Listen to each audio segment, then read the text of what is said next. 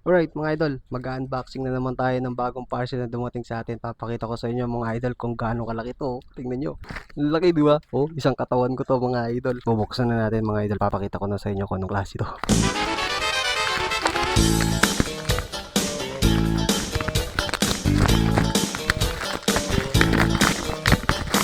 Alright mga idol, naka-hotdog bubble wrap mga idol, kaya safe na safe yung item. Ito yung maganda sa seller mga idol kasi no, naka-bubble wrap na sa labas tapos naka-hotdog bubble wrap pa. Tatanggalin na natin. Alright mga idol, wala na, ito na siya. Oh, ito dalawa. Oops mga idol, so surprise ko kayo mga idol kung ano naman ito. Ito na. Solar na ilaw mga idol. Tingnan nyo naman, no? Bumbilya to. Okay mga idol, ang package niya, include sa package niya, may remote na kasama.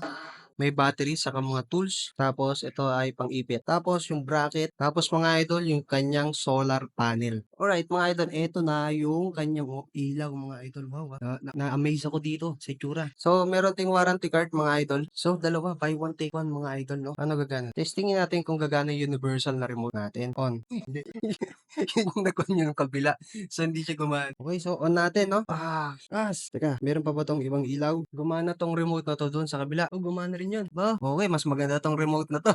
Mas malaki. Ito na gagamitin ko para sa lahat. Oh, to. Alright. Mag-blink doon. Ano to?